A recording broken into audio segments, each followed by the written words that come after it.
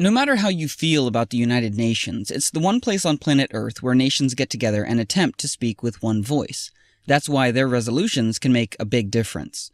So when people all around the world see that approximately 40% of the UN Human Rights Council resolutions were against just one country, most of us would assume that country must be a really bad place. Perhaps ruled by, say, a genocidal dictator who kills his own people, or maybe a tyrant continually threatening to annihilate another country. But actually, the country that has been condemned more times than every repressive country on Earth combined is a democracy. The only viable democracy in the Middle East, Israel. And with these repeated resolutions against Israel, it's easy to see why so many in the international community perceive Israel as a major cause of world problems. But are all these resolutions really justified?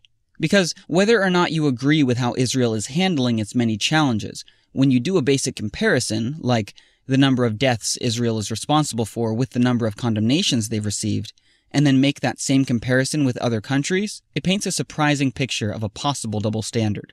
What could explain the enormous imbalance? Quick history lesson.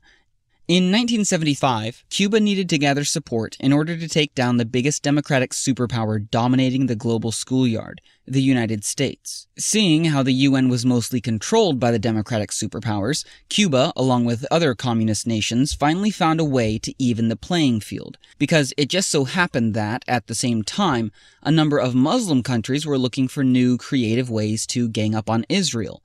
So the communists realized that by joining the Muslims' anti-Israel coalition, they could create an unstoppable voting bloc inside the UN, because with every resolution they passed against Israel, they simultaneously discredited Israel's ally, the United States. So in 1975, the newfound communist Muslim voting bloc spearheaded the passing of a UN resolution that officially stated, "Zionism is a form of racism."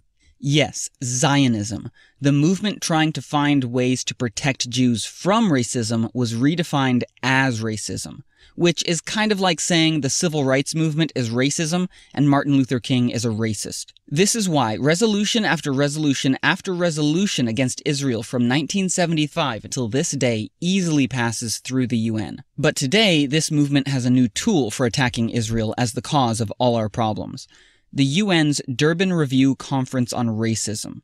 Durban is charged with finding the real root of racism, and at the last conference, keynote speaker and human rights best friend Mahmoud Ahmadinejad, the guy who openly called for Israel's annihilation, revealed that Zionism is not only racist, but the true root of racism throughout the world.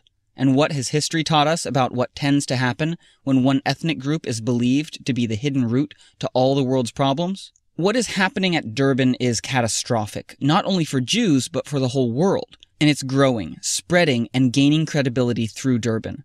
In fact, this year, representatives from over 140 different countries will descend on New York City for Durban as speakers work to convince them about the secret Jewish cause to worldwide racism. Let's learn from history and this time act before false accusations lead to violence. We cannot leave this message unchallenged. We need your help. We're asking you, your friends, families, neighbors, and faith community to join us in New York City and expose this threat and confront this lie before it once again takes hold of half the world.